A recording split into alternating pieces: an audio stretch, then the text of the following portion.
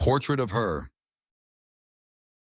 Detective Inspector Marcus Fenwick stood in the doorway of the late Sarah Halberd's Chelsea apartment, unmoving, a slow breath gathering in his chest as his eyes swept across the polished quiet of the space.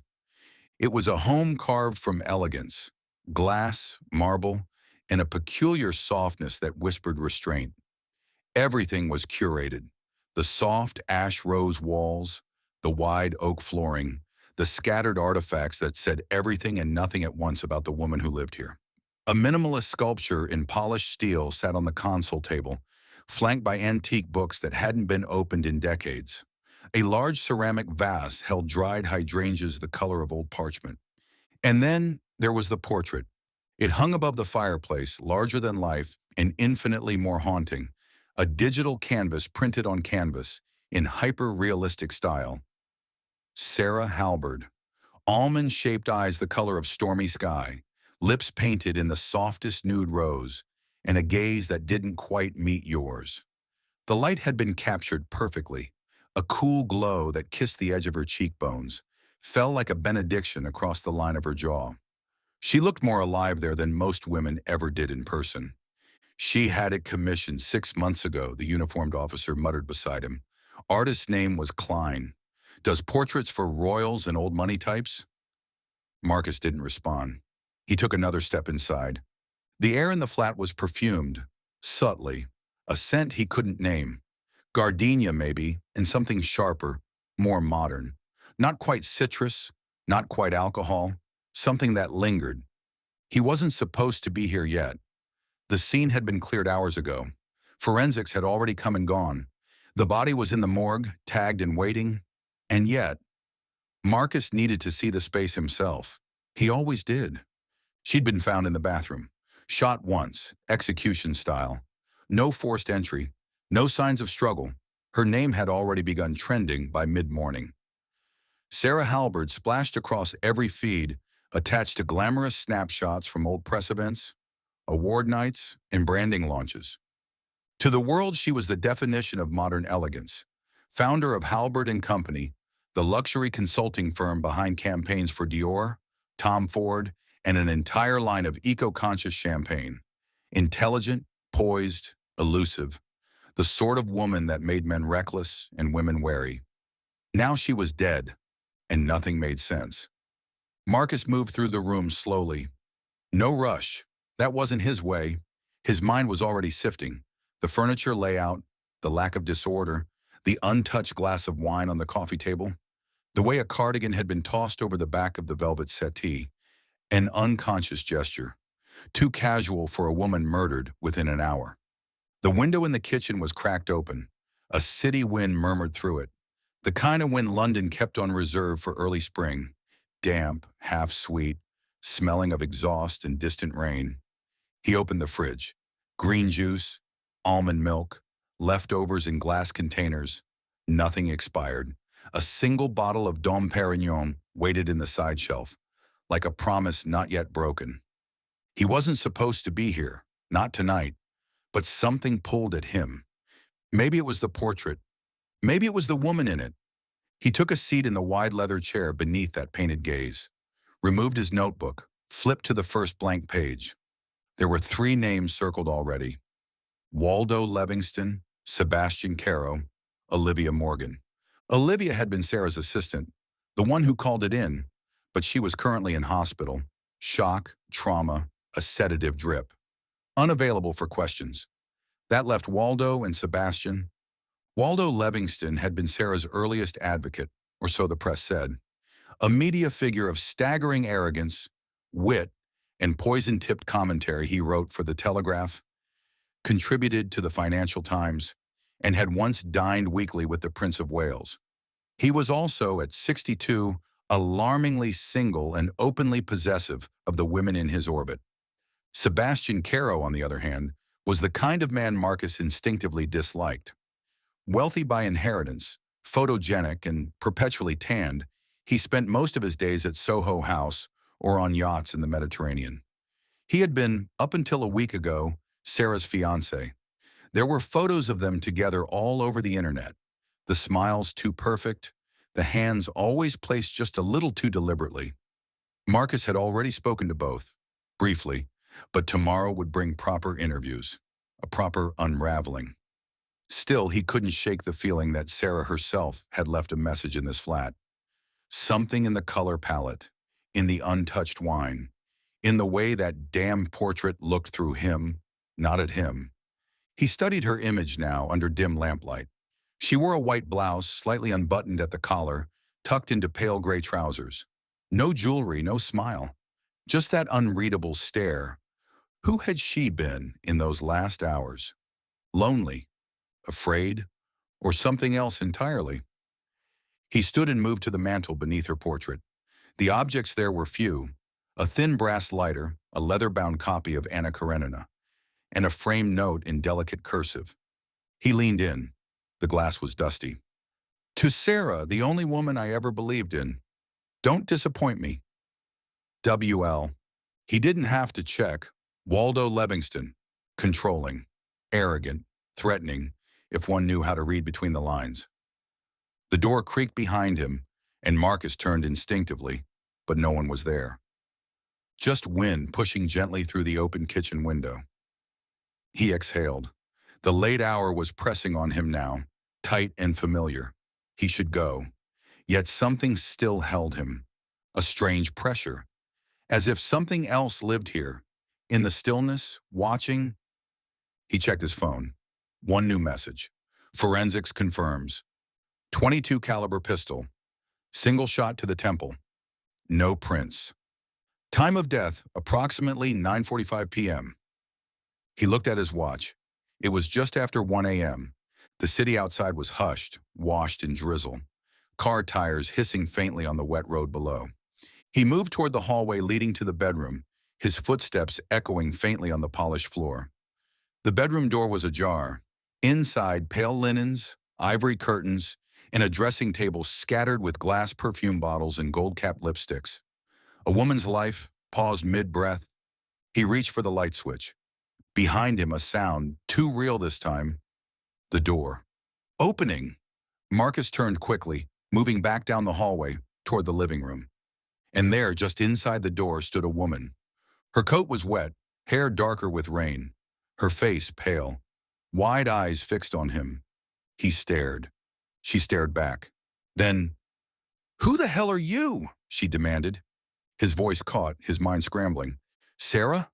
She blinked, then laughed, a small, broken sound. "Well, that's an entrance, isn't it?" she said softly, setting her keys on the console. "I suppose someone should explain why the police are haunting my flat." Marcus didn't move. Couldn't. The woman standing before him was Sarah Halberd. Alive. The house in Belgravia stood with the stubborn elegance of old money and older grudges. It was one of those Georgian townhouses with a black iron railing that gleamed like wet ink and brass fixtures, polished to an almost aggressive shine. Everything about it announced pedigree, subtle, self-satisfied, and unwilling to be questioned. Detective Inspector Marcus Fenwick stood at the front door, listening to the slow ticking of a grandfather clock on the other side. The sound seemed to seep through the wood like a pulse. When the door opened, Waldo Levingston did not offer a greeting. He simply turned, already walking, leaving the door open for Marcus to follow. "Do take off your shoes," Waldo called over his shoulder, voice clipped and precise. "I had the floors redone last month. French oak, they scratch like a lover's ego." The interior was what Marcus had expected. Walls lined with oil portraits, some clearly antique, others bearing the signatures of contemporary artists, known more for their price tags than their technique. Bookshelves reached the ceiling, stacked in obsessive order. Black leather-bound volumes on art, philosophy, politics, and literary criticism. No fiction, no sentiment. And yet, in the center of it all, was a grand piano with a crystal tumbler perched on the edge, half full with a dark amber liquor. Waldo moved with the slow confidence of a man who believed the world still belonged to him. He wore a charcoal dressing gown over a tailored shirt, the cuffs monogrammed, collar slightly unbuttoned. His silver hair was immaculately combed, his posture regal, his expression unreadable. "I assume you're here about Sarah," he said, sitting down in a high-back leather chair and crossing one leg over the other. Though I don't see the point of it now. The world already knows what it wants to believe. Marcus remained standing. She's not dead. Waldo blinked once. Pardon me? She came home last night. The silence that followed was surgical, clean, deadly. Then Waldo smiled, slowly, coldly. Well, she's always had a flair for the dramatic. You're not surprised? I'm annoyed. The world mourned her. And now she's, what, resurrected? How perfectly modern. He took a sip of his drink, unbothered. And did she offer an explanation, or simply rely on the magnetism of her bone structure to distract you? She says someone tried to kill her. Waldo raised an eyebrow. And I suppose you think I did? Marcus didn't answer. Waldo leaned back with a soft exhale, as if the weight of the world had settled momentarily on his sharp shoulders. I'm not sure what Sarah told you. Likely some carefully edited version of her truth. But if you're going to ask questions, you should start by understanding this. Sarah Halberd was the most dangerous kind of woman. Grateful until she wasn't. He gestured to the drinks tray, but Marcus declined. She was 24 when I met her, Waldo continued, working in a shared office in King's Cross, branding press-on nails and skin serums for C-list influencers. Drowning in debt, all cheekbones and desperation. I saw her once, speaking at a junior marketing forum. She had something. He paused, eyes unfocused. Somewhere behind the gaze, he was with her again. In another room, another time. She didn't know how to be interesting yet, but she wanted it. So I gave her everything. Introductions, money, my name. I taught her how to think, how to hold a glass properly, which books to pretend she read. I created Sarah Halberd. And what did you expect in return? Waldo's eyes flicked up, sharp again. Gratitude, loyalty, the same thing any craftsman expects of his finest work. Marcus let the silence settle.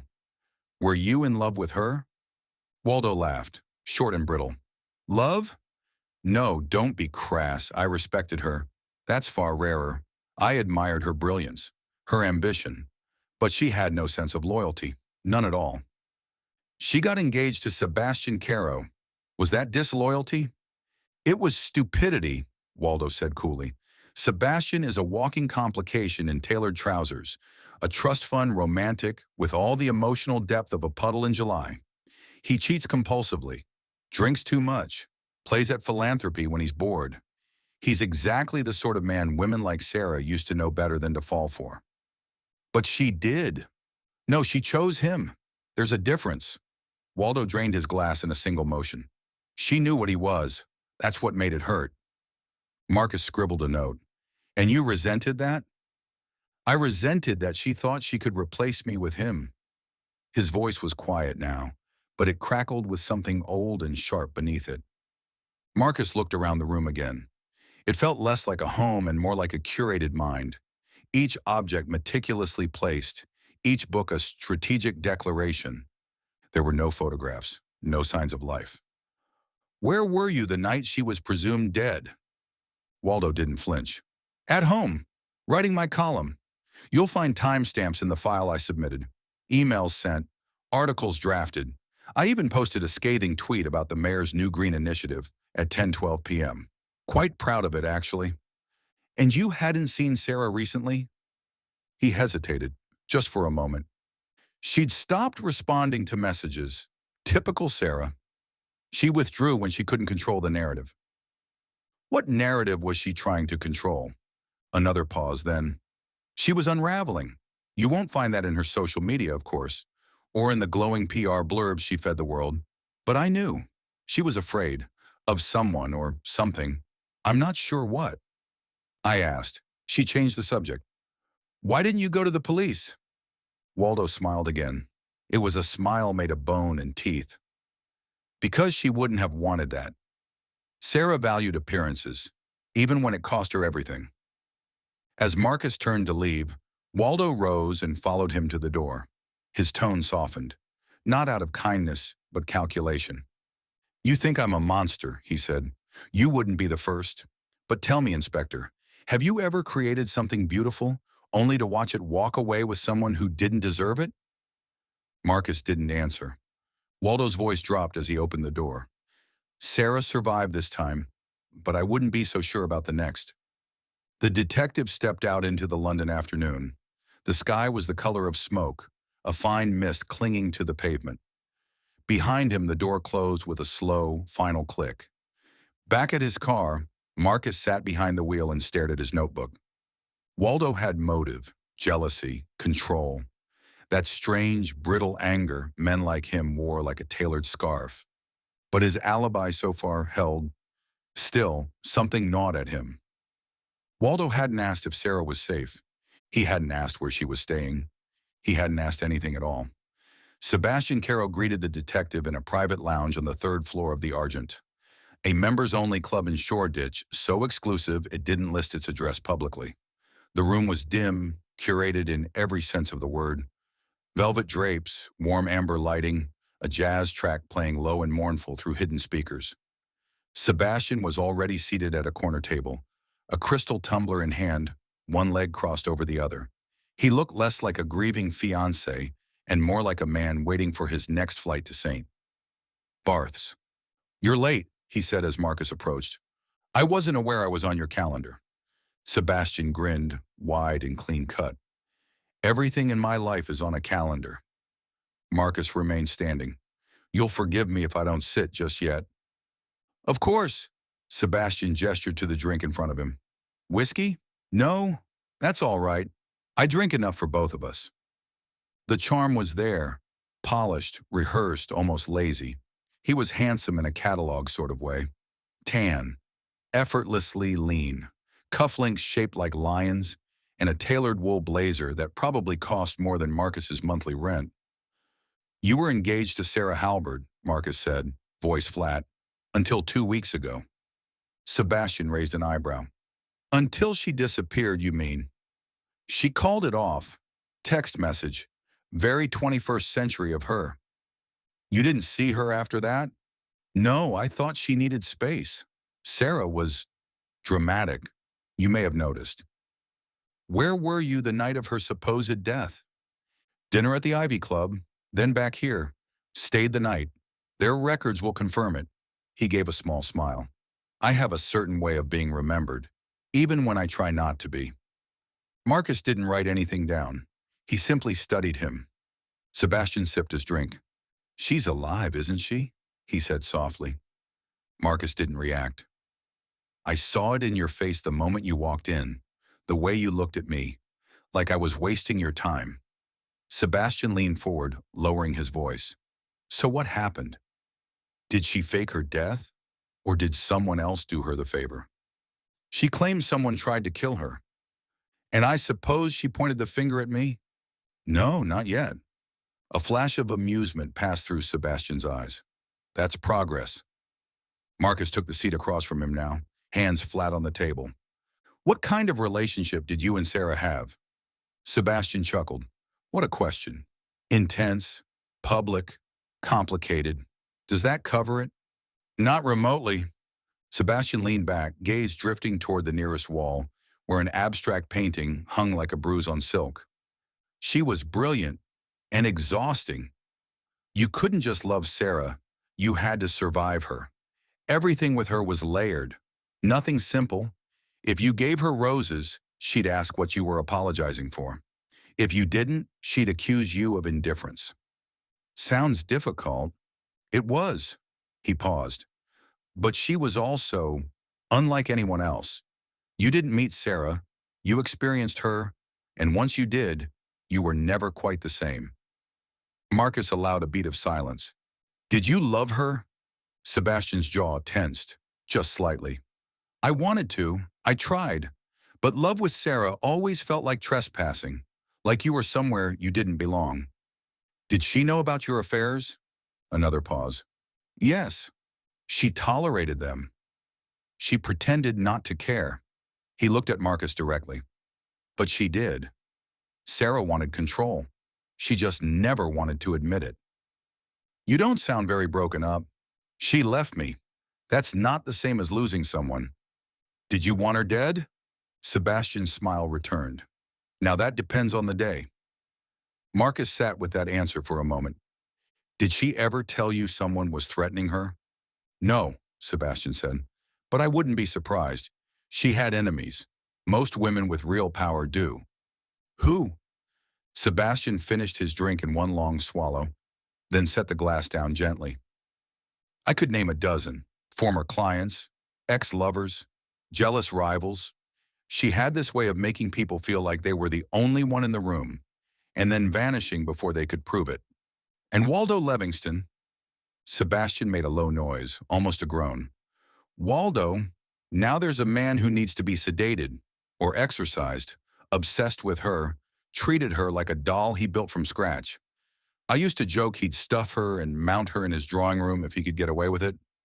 You think he's capable of trying to kill her? Sebastian's grin vanished. I think he'd do whatever it took to make sure no one else owned her, he said. He didn't want her dead. He wanted her arrested in time. That portrait, the articles, the curated myth. Waldo liked his women lifeless, easier to control. You talk like you didn't care about her. I did, Sebastian said quietly, just not in the way she needed. That night, Marcus returned to his flat in Camden and found himself sitting in the dark, the television off, the silence impossibly loud. He opened his phone. No messages, no missed calls, no new updates from the team assigned to Sarah's protection. He wasn't supposed to see her again, not until the forensics report came back. But something in him was unraveling. He scrolled through photos of the crime scene again. The angle of the body, the blood on the marble tile, the missing earring. He played her voice again, the short clip she left in her draft messages. If anything happens to me, don't believe the version they feed you. That's not who I was. That's who they wanted me to be. He closed his eyes. Sarah Halberd was alive, and Marcus Fenwick was already losing the part of himself that used to care about rules. The flat was silent again, too silent. Marcus had returned to the Chelsea apartment with the intention of spending no more than 10 minutes there, just long enough to gather a few notes, pick up a file he'd left on the console, and leave before the walls started whispering her name again. But 10 minutes turned into an hour. The lights were off. Only the London skyline glimmered beyond the windows, diffused gold and flickering red, bleeding through the mist. He didn't turn on a lamp. He didn't need to. The shadows had begun to feel like furniture. He stood in front of the portrait, once again, drink in hand. His own reflection caught faintly in the glass, superimposed over her image. It was a cruel illusion, like they were in the same frame. He hadn't told anyone he'd returned. He didn't want to explain the ache that had started curling into his chest when she'd walked through that door days ago. Alive, wet from the rain, a ghost with perfect posture, and not a single apology on her lips. He hadn't expected her to stay away. Not truly. He just hadn't known it would be tonight. The knock came at 12:47 a.m. Not a buzz, a knock. 3 soft, deliberate taps. No fear in them, no hesitation. Marcus walked to the door without speaking. Opened it. She was standing there in a black trench coat, no umbrella, hair tied up in a loose knot that left tendrils curling around her cheeks. Her eyes were sharp, rimmed with fatigue or wine, or both. Her lipstick had been perfectly applied, but now smudged slightly at the corner of her mouth. Sarah Halberd. Alive. Again. You're not meant to be here, Marcus said quietly. Neither are you, she replied, stepping inside without waiting for an invitation. She passed him with that same unhurried grace that made people turn twice in elevators and cocktail lounges. A woman so confident in her presence, she didn't need to assert it. She inhabited space the way silk clings to skin, without asking. Marcus closed the door behind her. She walked straight to the sofa and sat down, crossing one leg over the other, undoing the belt of her coat with a flick that was almost indecent in its simplicity. Beneath it, she wore a sleeveless black dress, expensive, impossibly elegant. Do you want me to leave? She asked, looking up at him. He didn't answer. He crossed to the bar instead. Whiskey? No, she said. You always drink whiskey, even when you don't want to. He looked at her. She smiled faintly. It's in your file. Of course it was. He poured 2 anyway. set one down in front of her. "You've been gone for 2 days," he said. "No communication, no contact with your security detail. I needed to breathe. And you thought this was the safest place to do that?"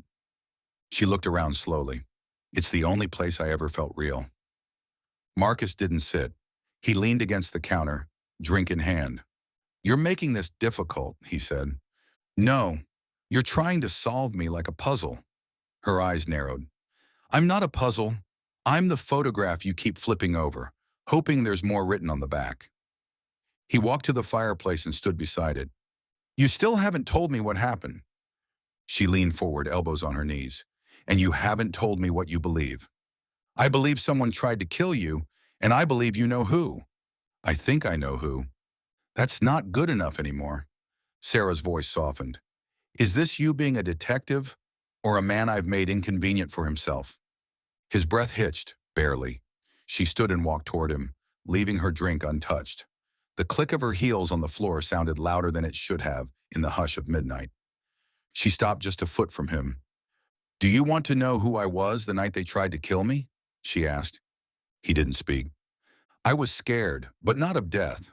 I've lived with men like Waldo, and Sebastian, and a dozen others with money and teeth and endless smiles. Death doesn't scare me. Oblivion does. Being forgotten, being turned into someone else's story, that's what I couldn't allow." She reached out, brushed her fingers across the lapel of his coat. Her touch was light, like a moth testing silk. "I left that night because I thought I could disappear before they decided how I'd be remembered." "You staged your own death?" "No," her eyes glinted. "Someone else tried to stage it for me." "And the body in your bathroom?"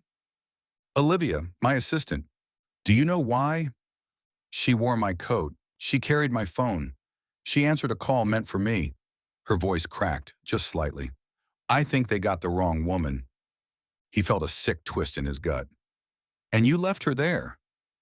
Sarah's eyes hardened. "She died because of me.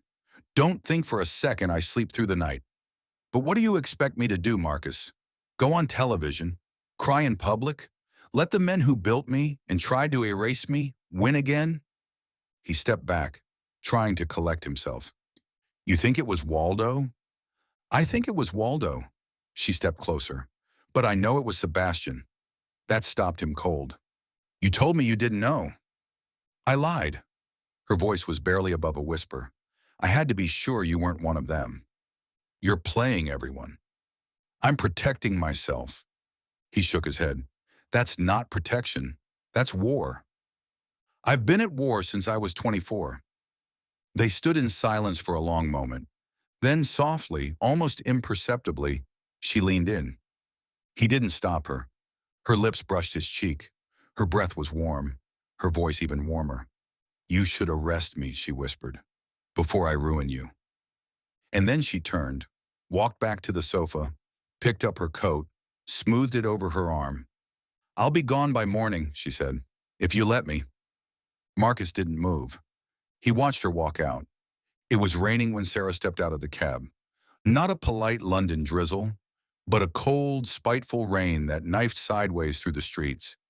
The kind that blurred car lights into bleeding orbs and turned pavement into mirrors. She pulled her coat tighter, her breath fogging in the air as she stared up at the townhome.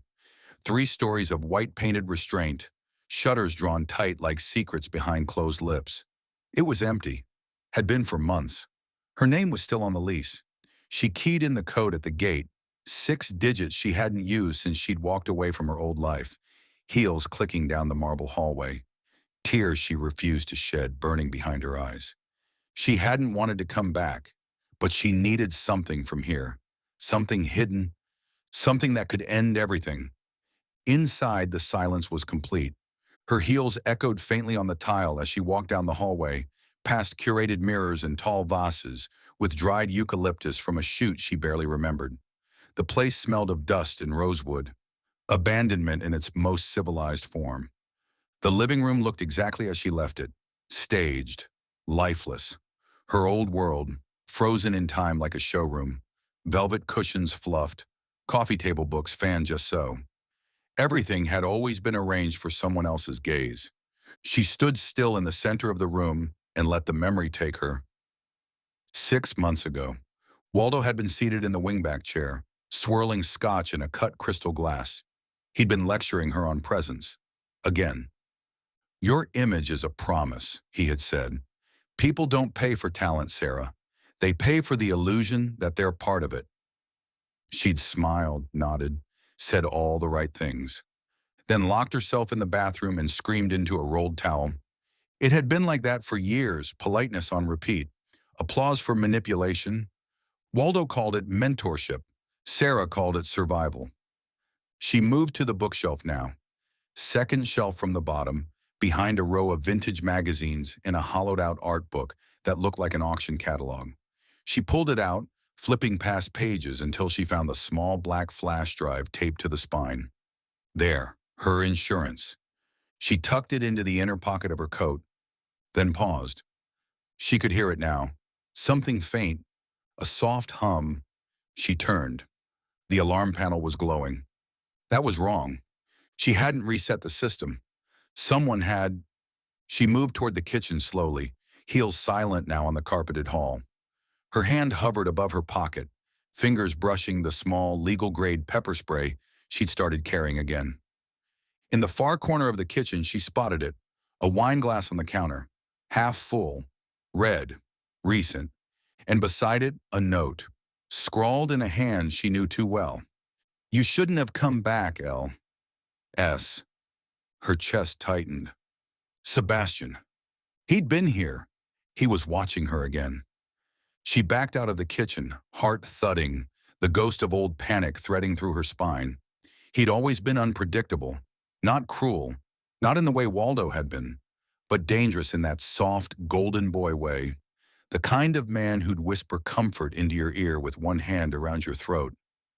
He hadn't liked being left, and she'd underestimated what that meant.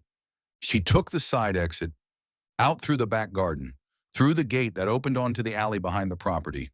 Her coat was soaked by the time she reached the next street, and her hair clung to her temples in dark waves. She ducked into a cab, paid in cash, didn't give her name, didn't look back. By the time she reached the private flat she'd rented under a false name in Bayswater, it was nearly 10 p.m. The heat wasn't working properly. The lights flickered when she turned them on. She locked the door with 2 deadbolts and sat on the floor, back against the wall, the flash drive gripped in her hand like a weapon. The past was no longer history. It was present danger. She opened her laptop, plugged the drive in. A list of files blinked up. Contracts, banking records, client memos, internal correspondence marked confidential. Documents Halberd and Company had buried for years. Proof of image laundering, campaign cover-ups, international money trails dressed in sustainability jargon. There were emails, too. One stood out. Subject, termination of asset, H. Sender, W. Livingston. Recipient, S. Caro. The body was brief. If she won't cooperate, remove her, elegantly if possible, permanently if necessary. Sarah stared at it. Not because it surprised her, but because it confirmed what she already knew. They hadn't failed to kill her. They'd simply failed to check the body. She shut the laptop, leaned back against the wall. The cold bled through the floor, but she didn't feel it. Not really. There was no more space for fear. Only strategy. Her phone buzzed. A new number. Blocked. She hesitated, then answered. No voice at first, just the faint, ragged sound of breathing. Then a voice, low, male, unmistakably him. "You don't get to rewrite the story, Sarah." She didn't reply. "You can still come back. We'll say it was trauma, a breakdown. People love redemption arcs. All you have to do is stop." She hung up. Power off, battery out. Her hands shook, but only for a moment. Then she stood, walked to the window, and pulled the curtain open wide. Marcus Fenwick stood in the records room of Scotland Yard, surrounded by the soft mechanical hum of servers and the cold smell of metal filing cabinets. He hadn't slept properly in days. His tie hung loose, and his coat was still damp from the morning rain. He didn't belong here, not anymore. Sarah had made sure of that. Ever since she'd reappeared, The case had stopped being a case and started becoming something else entirely. Something personal, something dangerous, and he knew the moment he started rerouting information through unofficial channels, ignoring protocols, deleting his own digital trail, he was in too deep. But still, he couldn't stop. The file he was holding was a forensic cross-check report, finalized just hours earlier. A technical formality, nothing more. Except there were discrepancies. He ran his thumb down the page again. The time of death estimate for the body found in Sarah Halberd's flat, initially placed at 9:45 p.m., was now refined to between 10:10 and 10:25, later than first believed, and dangerously close to the timestamp on a voicemail Sebastian Caro had left that night. Marcus had already heard it. I don't like games. If you're home, pick up. If not, just remember who taught you how to lie. Timestamped 10:16 p.m. It had always felt off, too casual, too rehearsed, almost performative. But now it felt like a confession. He left the records room just before noon and stepped outside into the city's chilled air, where winter refused to loosen its hold on London. He lit a cigarette he didn't want and watched the traffic bleed past like a fever dream. He should have handed the file in, should have escalated the new findings. Instead, he drove. Sarah's safe flat was buried on the edge of Bayswater, tucked between two buildings with crumbling facades and ornamental balconies long abandoned to rust. She'd given him the address on that burned note, and he'd sworn not to use it until she contacted him. She hadn't.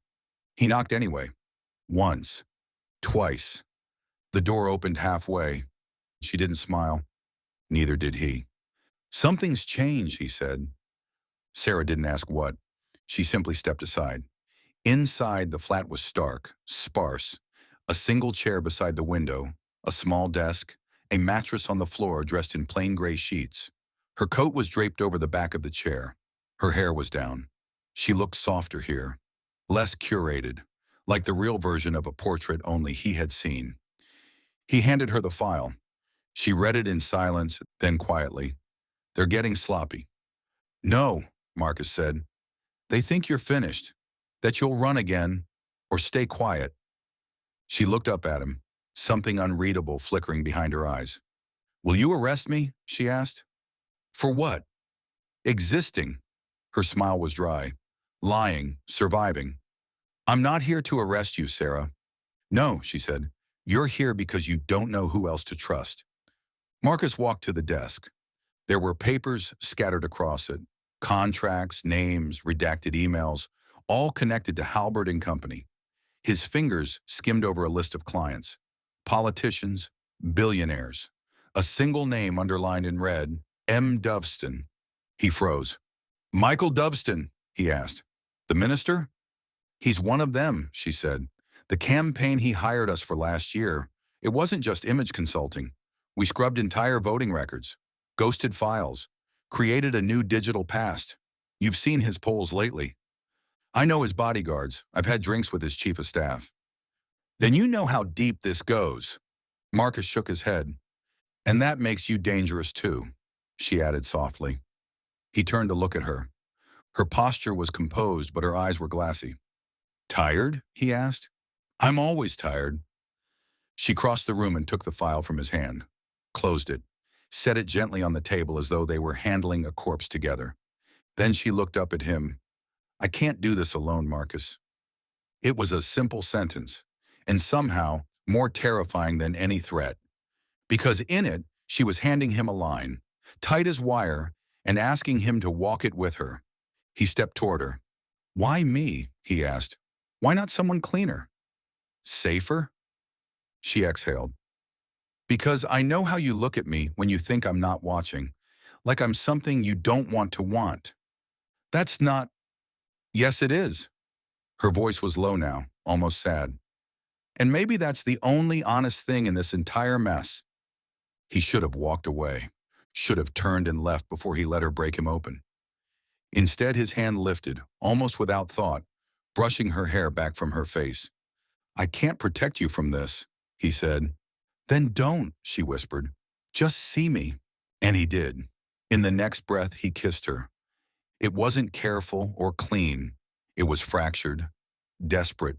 Her fingers curled into the lapel of his coat, dragging him closer, his hands on her waist, on her back, in her hair. It was grief and fury and hunger pressed into a single moment. When they pulled apart, both were breathing hard. Sarah's lips were parted, her eyes unreadable. Then she said very softly, "They're going to kill me if I don't end this first." Marcus left an hour later. He didn't look back. But as he drove, the clock in his dashboard ticked louder than ever. And somewhere beneath the noise of the road, he realized time was no longer on their side. It was just past 3 a.m. when Sarah woke to the sound of glass breaking.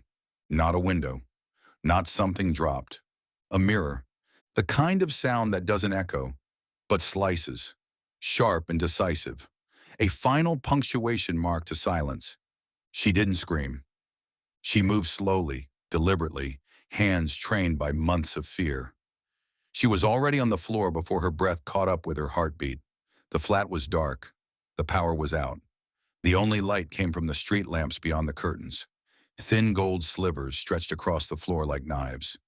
Her phone was across the room, her pepper spray under the pillow. Her options, limited. She waited, listening.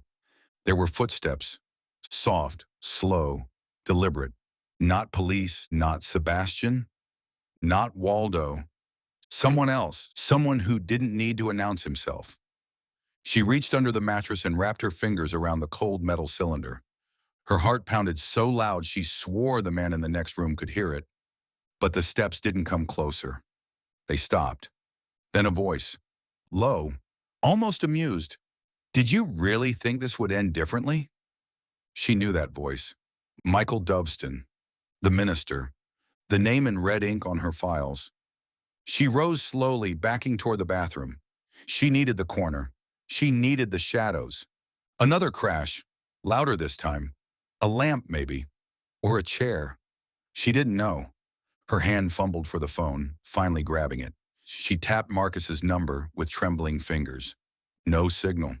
The power wasn't the only thing they cut. Across the city, Marcus jolted awake from a half-sleep on his sofa, phone vibrating against his chest.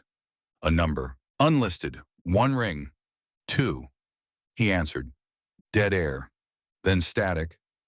Then a scream. Not loud. Not even hers.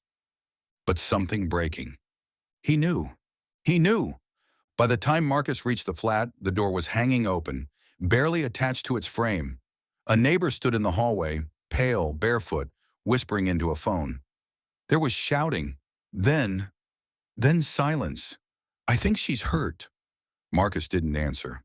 Gun drawn, he stepped inside. The flat was torn apart. Papers. Shards of a shattered mirror. A toppled chair. Sarah's coat in the corner, trampled.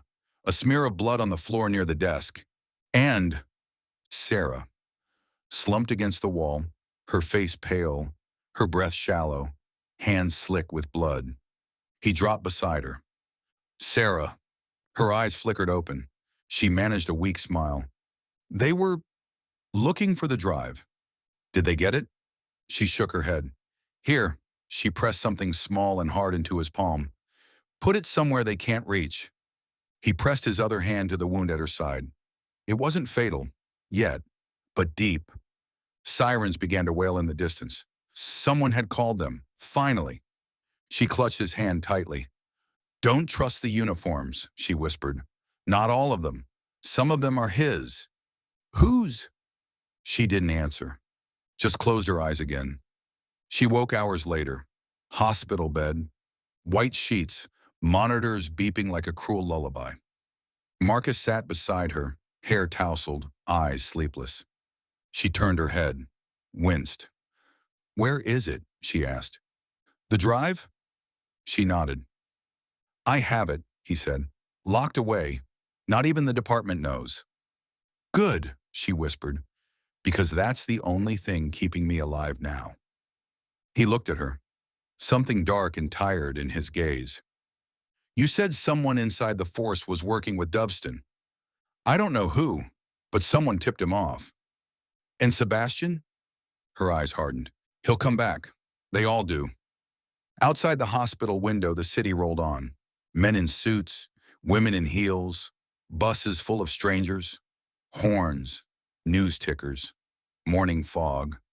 But something had shifted. The illusion was broken. The mirror shattered, and what they saw now was war. The gallery was almost ready. Nestled on a quiet corner of Clerkenwell Green, Sable and Grey was known for its curated, postmodern collections. Interactive light sculptures, digital oil prints, mixed media installations that made critics speak in metaphors and buyers write six-figure checks. Tonight, it would host a very different kind of show. Sarah stood alone in the center of the room, arms crossed, watching the last technician calibrate the lighting. Each portrait was mounted precisely as she'd instructed. Matte black frames, floor-length spacing, dim overhead illumination that made every image hum with quiet menace. There were 5 pieces, and every one of them was a man: Waldo Levingston, Sebastian Caro, Michael Doveston, a journalist from The Guardian who'd once called her more brand than human, and finally blurred, distorted herself.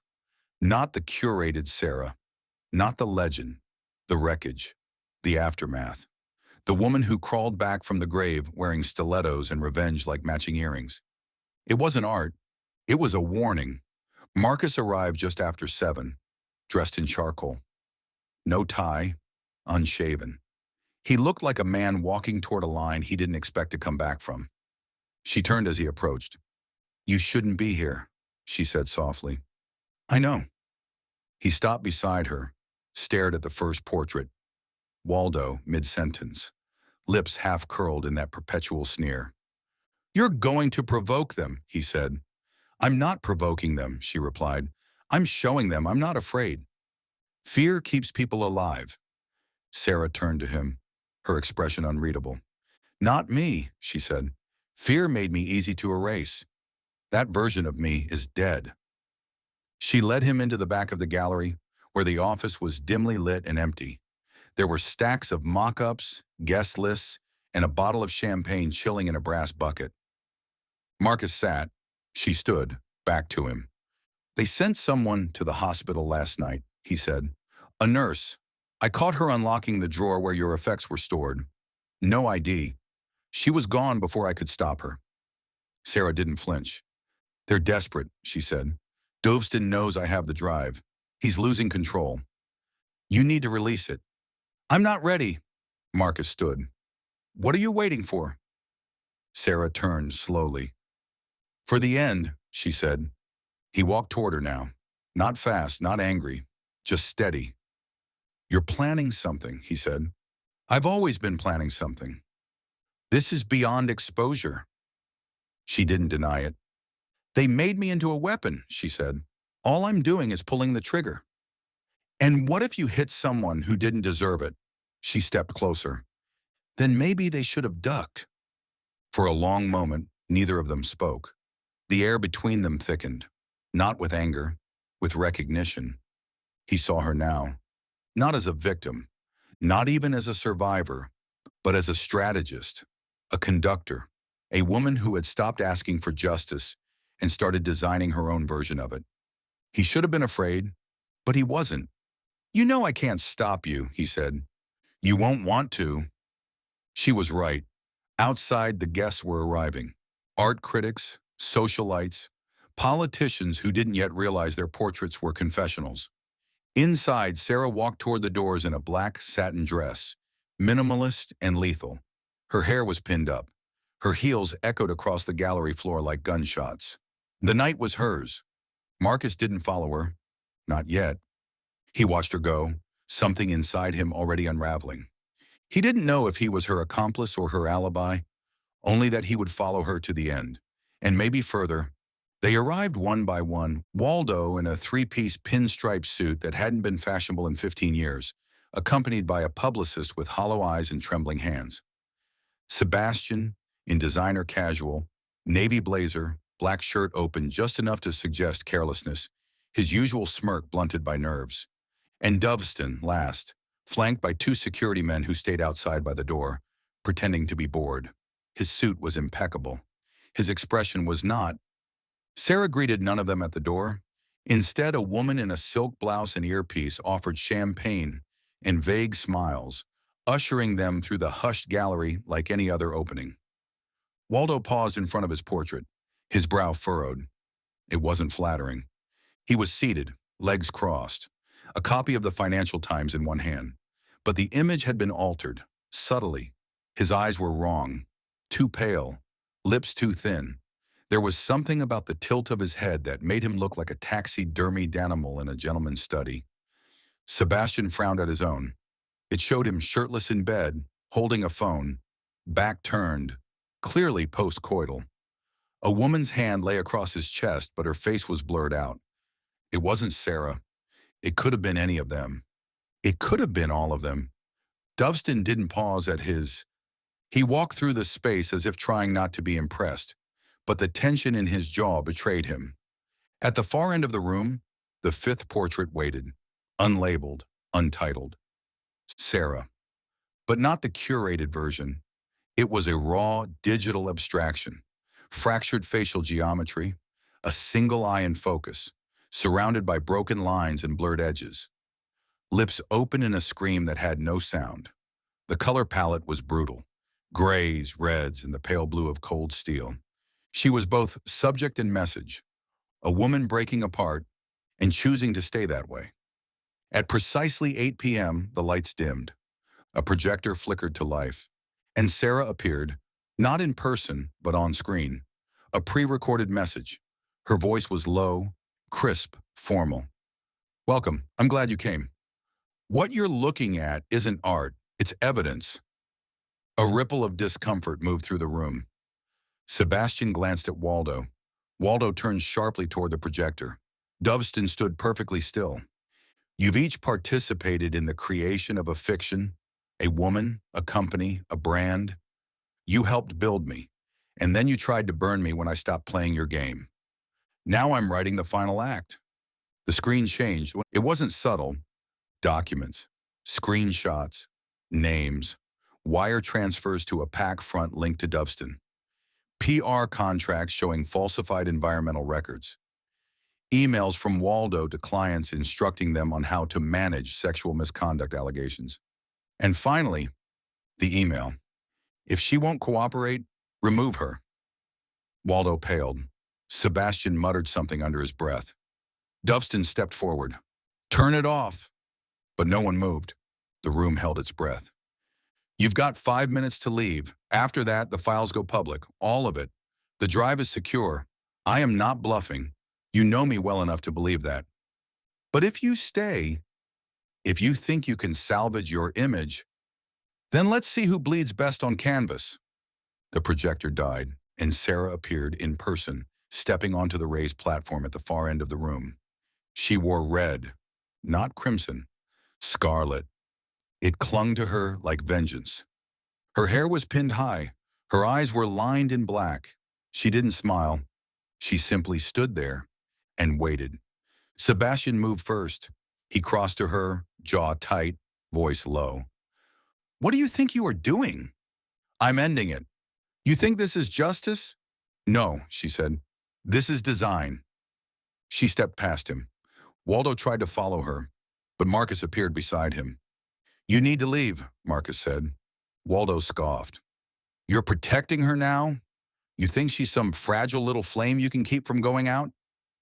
"I think she's fire," Marcus said, "and you've been dry kindling for years." Doveston didn't move. He stared at Sarah as she approached him. There was no fury in his expression, just cold calculation. "This won't hold up," he said. "The emails are doctored. The images—" "I don't need to prove anything," she said softly. "I just need enough people to wonder." And she smiled. Then the lights went out. Gunfire, one shot. Only one. Screams. Glass shattered. The sound of someone falling. Marcus shoved Sarah to the ground, covered her with his body. Another shot, but this one silenced. A suppressed weapon. When the lights came back on, Sebastian Caro lay slumped near the edge of the room, blood blooming through his blazer. Dead. Shot clean through the head. No weapon in his hand. A security man lay beside him, unmoving. Chaos erupted. Marcus pulled Sarah up. "We have to move, now." But she stood frozen, looking at the body, at Sebastian. Her eyes wide, but dry. She said one thing, and only once. "I didn't kill him." The gallery was sealed by sunrise, police tape stretched across the entrance like a violated ribbon. Lights flashed through the haze as techs, officers, and media vultures gathered outside Sable and Gray, already inventing their versions of what had happened. Inside, Sebastian Caro's body lay cooling on the marble floor. His eyes were still open. Blood had pooled beneath him like spilled wine. And Marcus Fenwick stood in the middle of it all, watching for cracks that weren't on the walls, but in the story. Sarah had vanished in the confusion. Not fled, evaporated. One moment she was pressed against him, breathing hard, stunned. The next, gone. Like a detail lost in a dream. Her dress still hung in the air like smoke in a theater. The official story had already begun to write itself. An attempted assassination, a possible inside hit. Sarah Halberd as intended target, Sebastian Caro caught in the crossfire. But Marcus didn't believe in accidents anymore, especially not ones dressed that cleanly. He spent the next 10 hours reviewing footage. There was a camera across the street, another at the far corner of the gallery, a third mounted above the main entrance. All three went dark 28 minutes before the first shot. Too early for panic, too late to be coincidence. Someone had cut the feeds. Inside, the gallery's motion-activated cameras were still syncing to the cloud. And in one brief, flickering frame, just before the lights failed, a hand entered the shot, holding a gun, gloved, deliberate. But not Sebastian's. The angle was wrong. The size was wrong, and the hand was wearing silver rings. Marcus froze the frame, enlarged it. A ring on the index finger, signet style. He'd seen that ring before. Waldo. Marcus found him in a hotel suite in Mayfair, glass of champagne in hand, one wrist bandage. He was seated on the edge of a velvet chaise lounge like he belonged in some forgotten Edwardian drama. "I suppose you've come to arrest me," Waldo said, not looking up. "No," Marcus replied. "Not yet." Waldo sipped his drink. "You know," he said slowly, "I never hated Sebastian. He was tedious, of course, but useful, charming, obedient, when he wasn't high. You knew he'd be there. I suggested it, as a show of goodwill. Sarah invited us all, remember? It would have been rude not to come." "You wore gloves." "Darling," Waldo said, setting his glass down, "I wear gloves every place." Marcus stepped closer. His voice dropped. "You wanted him dead." "I wanted her alive," Waldo snapped. "Do you have any idea what she's done? That woman held an entire empire in her hand tonight and offered it to the fire. If I hadn't acted—" He stopped, realized, smiled. Too late. Back at the gallery, Marcus replayed the footage again. But something new surfaced. The missing 30 seconds from the overhead camera were restored from a secondary backup. Not public-facing, not logged. And in those 30 seconds, Sarah, in the wings, watching, not running, not cowering, waiting. And behind her, just barely visible, the second shooter, shorter, female, face obscured, wearing the same style dress as Sarah. An exact copy, a decoy. The chaos hadn't been improvisation. It had been choreographed. By the time Marcus returned to his flat, the sun was setting behind heavy clouds. He hadn't eaten. He hadn't slept.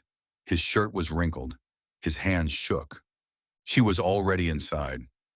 Sarah sat by the window, one leg tucked beneath her, wearing a navy coat and no makeup.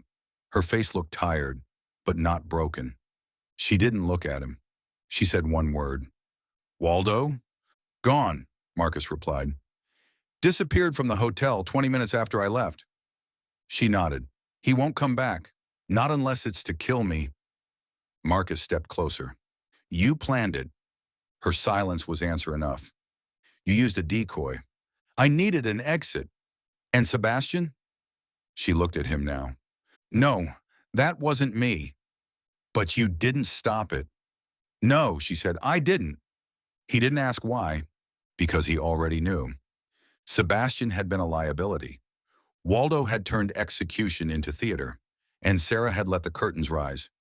"You still have the drive?" she asked.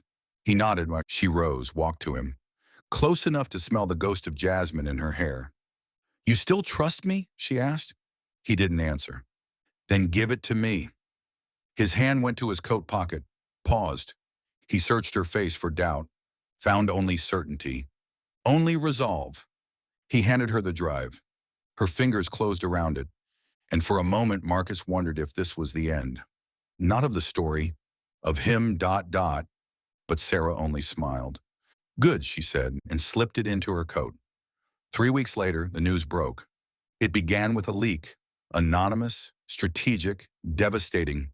Emails, bank transfers, audio clips, contracts rewritten with forensic clarity, and the jewel of it all, Waldo Livingston's voice, recorded in grainy perfection. Just take her out of the equation. She was only ever meant to be an idea. By the time the sun rose on Monday, Waldo had been arrested at a private airfield in Marseille. The French police found 2 passports, €500,000 in diamonds, and a burner phone with only one contact name saved. Crow. He didn't speak during extradition. Not to the press, not to the lawyers. Not even to his sister, who waited outside the courthouse in mourning black as though he'd already died. Sebastian Caro was buried quietly in a private estate outside Bath. No guests, no family statement, only a single-page obituary paid for by a private donor. The autopsy revealed traces of a benzodiazepine in his system, enough to dull panic, not enough to remove agency, but enough, perhaps, to suggest that he never saw the bullet coming. No one was charged with his murder. The weapon was never found. As for Sarah Halberd, she vanished, completely. No credit card activity, no sightings, no confirmed movements. Her apartment was sold to a Russian financier. Her company was dissolved and restructured under a new umbrella group within a week of the leak. Her portrait, the original, was removed from the Chelsea flat and sold in a private Sotheby's auction for nearly 7 figures. The buyer? Anonymous. Marcus sat on the edge of his desk at the new precinct, staring out the window as rain carved rivers down the glass. He wasn't part of the case anymore. Not officially. His report had been filed, his transfer request approved. He now worked white-collar crime, quieter cases, slower blood. But his mind stayed in that gallery, in that apartment, in that single kiss that had burned more than the bullets ever did. A package arrived for him one morning. No sender, wrapped in black paper, sealed in red wax. Inside, a framed photograph. Sarah, from behind, walking down a Paris street Ina Dove gray coat, bareheaded, alone, unafraid. No note, no inscription, just an address etched faintly on the back. "For when you're ready to let the story go." He burned it that night, in the small fireplace of his Camden flat. He watched her image curl and blacken, flame licking at the edge of her silhouette like memory made hungry. And as the ashes turned to powder in the hearth, Marcus poured a drink, then another, and watched the London skyline, its fog, its glass towers, its ghosts. He didn't look for her again, but sometimes on cold nights when the streets were quiet and the wind carried perfume instead of soot, he wondered if she was watching, from somewhere above or below. Thank you for joining us for this episode of Storytime with Papa Owl. If you enjoyed the story, please like and subscribe.